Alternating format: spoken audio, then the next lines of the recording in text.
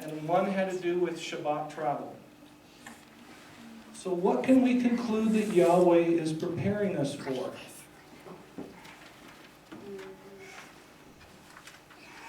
I now present to you the final conclusions. We've had many, but these are final.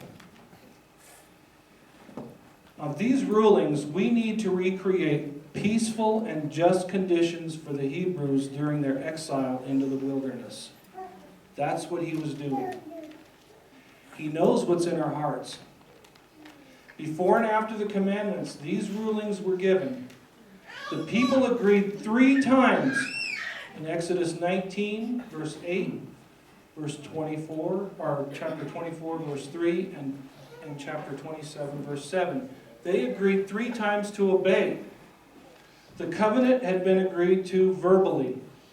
The Torah represents the specific duties we have to perform. Way back in Genesis 5, God saw our wickedness. Man has always been impressed with his accomplishments. We think we're in control. We use our own flawed thought processes to convince ourselves that we're happy. Does wealth give us happiness?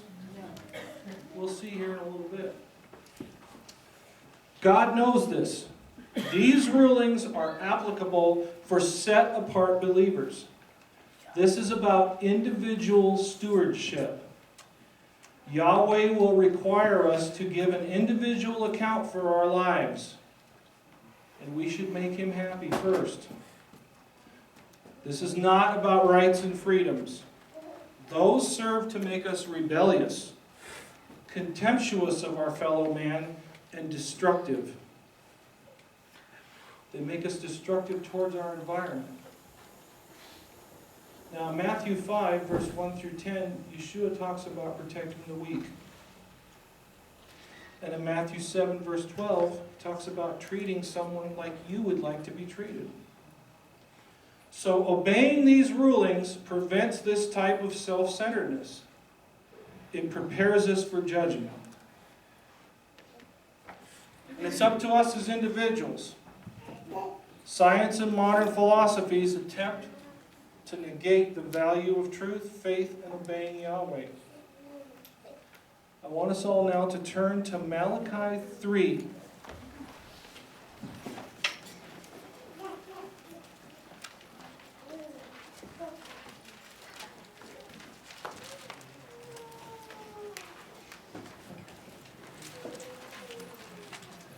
I'm going to read for you. This is a prophecy and a prospectus. Look, I am sending my messenger, that would be Yeshua, to clear the way before me, and the Lord whom you seek will suddenly come to his temple in Jerusalem. Yes, the message and the covenant, the solemn agreement that we've talked about, in whom you take such delight. Look, here he comes, says Adonai Sabaoth. But who can endure the day when he comes? Who can stand when he appears? In other words, who's going to be prepared? For he will be like a refiner's fire, like the soap maker's lye, like removing the unclean. He will sit testing and purifying the silver. He will purify the sons of Levi, refining them like gold and silver. He'll be preparing them for duty, so that they can bring offerings to Adonai uprightly. They'll be consecrated. Then the offering of Judah and Jerusalem will be pleasing to Adonai. This will be after the temple's rebuilt and consecrated. As it was in the days of old, as in years gone by, of obeying Torah, the days of Moses. Then I will approach you for judgment. In other words, you will stand before me. And I will be quick to witness, to testify, against sorcerers, adulterers, perjurers, against those who take advantage of wage earners, widows, and orphans, against those who rob the foreigner of his rights and don't fear me, says Adonai Zevot. In other words, don't be part of that bunch. Because I, Adonai, do not change. You sons of Jacob will not be destroyed. He will honor the covenant.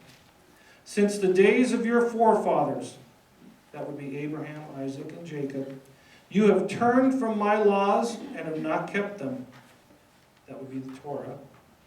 Return to me, and I will return to you. That would be an act of good faith, says Adonai Zevot.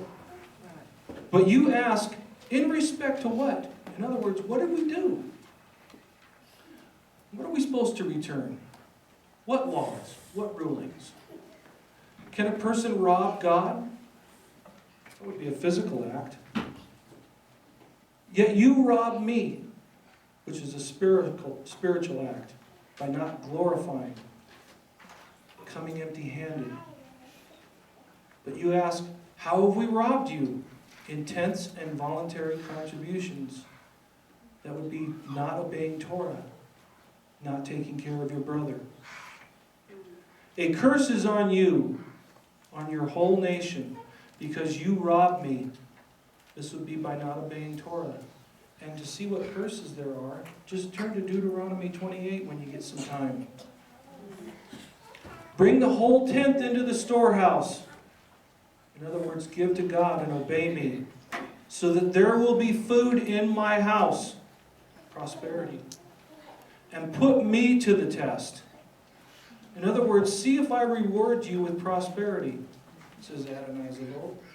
See if I won't open for you the floodgates of heaven and pour out for you a blessing far beyond your needs. In other words, reward and prosperity. For your sakes, I will forbid the devourer and destroy the yield from your soil. And your vine will not lose its fruit before harvest time, says Adonai Zevot. In other words, he will protect you and you will not go hungry. All nations will call you happy. In other words, you will be a light. For you will be a land of delights, happy and prosperous, says Adonai Zevot. You have spoken strongly against me, says Adonai. In other words, you witnessed against him. Yet you say, how have we spoken against you? By saying there is no point in serving God or in obeying his word. What good is it to obey his orders, his Torah, or to walk about as mourners? In other words, repenting from sin before God Almighty. We consider the arrogant happy. In other words, we see the world get rich. Also, evildoers prosper in material wealth. They put God to the test while living within the world. Nevertheless, they escape, but not forever. Then those who feared Adonai spoke together, as in one assembly, like today. And Adonai listened and heard. He paid attention. A record book was written in his presence. That would be the book of life. For those who feared Adonai, the believers and the obeyers, and had respect for his name. This book is going to be open and read, folks, when Yeshua returns. They will be mine, says Adonai Zevot. They will be his people. On the day when I compose my own special treasure, that would be when we're made his Kohanim, when we're assembled. This would be in Revelation 20. I will spare them as a man spares his own son who serves him. That would be like Yeshua sitting in his right hand.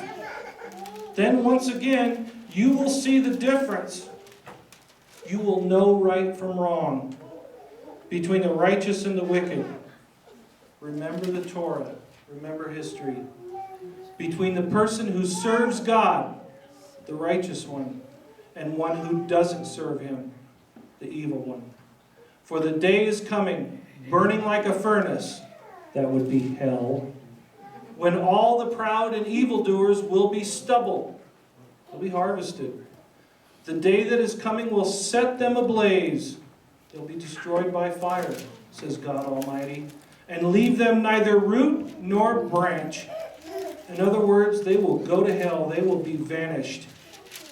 But to you who fear my name, who trust and who are tested, the Son of Righteousness will arise, Yeshua, with healing in its wings, salvation. And you will break out leaping, dancing, like calves released from a stall, free and happy. You will trample the wicked by dancing on them.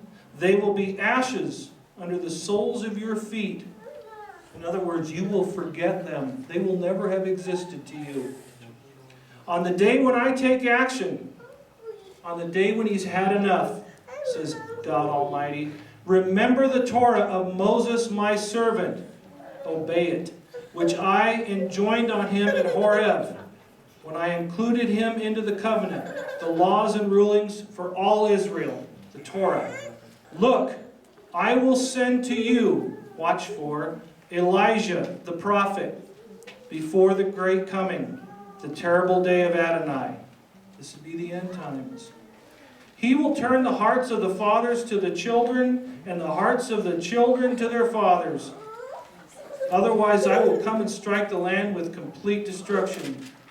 In other words, he will cause us to follow God's ruling, and he will unite the family. Now, I had this poster made up 2 weeks ago, and it took me 2 weeks to make it. And I forgot it. So here is my visual aid. By the time I get done with this, I will have taught Economics 101. You folks will have learned macroeconomics. We talked about prosperity. This line represents prosperity, with 1 being not very prosperous and 10 being very prosperous. This line, of course, I included the books of the Torah all the way up through 2 Kings, because it's really at that point when things are really going bad for the people. And this line represents Torah. Now, this line right here represents Revelation. And you can actually draw this line out as long as you want, and this line out as long as you want, and to infinity if you wanted to. But really, you only need to take it to the end times, when the heavenly kingdom comes.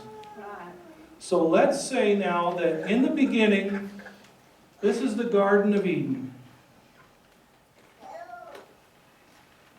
And this is the first instruction. Do not eat from the tree of truth, of good and evil, the tree of knowledge. And they were doing great. They were right up here. I mean, it didn't get any better than that. Could it get better than the Garden of Eden? I don't think so. So let's say they partake and they're cast out. Now, in actuality, this line would have to go further down because I don't have enough room here to really take it out. So let's say now they've moved down to where things aren't so good. They've been cast out of the Garden of Eden. And then they move out and things get a little bit better. And now in this time, we have be fruitful and multiply. And in this period of time here, which would be in Leviticus through Deuteronomy, the actual laws are given. We have some in Exodus, and and they move all the way through Deuteronomy. And things do pretty good for them. And then, in Joshua, they don't go out into the land. They decide that they are scared. So things go downhill. And then in Judges, things kind of get a little bit better for them. And all this time they'd have Torah up here, and you could look at the difference between here and here and say prosperity equals adherence to Torah versus doing what's wrong. And when they don't obey Torah, their prosperity level goes downhill. And it goes downhill all the way to where the kingdoms separate. And when the kingdoms separate, of course, they're led by leaders who don't follow Torah. They're led by leaders who fight each other, and their prosperity goes downhill even more. Both kingdoms go downhill. And then, one kingdom is sent into exile in Ashur, and the other one is sent into exile in Babylonia. So you could say that at that point, they go way downhill. And you could say that because we have not obeyed Torah fully, that we are in this area right here. Now when Yeshua comes, things are going to start looking up again. And eventually we're all going to end up here, hopefully. So, you heard me say that the prospectus, by looking at it, you could take your own life and you could plot it out on a chart like this. You could go home and you could say to yourself, I'm going to look at my life and see my relationship with God and see where it's gone and what's happened to me. And I'll bet you a lot of you are going to get this. We can all do that. So, I actually have the prospectus at home. I can make copies for you. The reason why I thought it was kind of cool was because I went through and studied for weeks and weeks on every king, on all of the important points that happen, because believe me, it goes up and down a lot more than this. And it's a good way to have some reference points of what's going on, because for me, I always had a little bit of a problem starting at this point right here, what happened.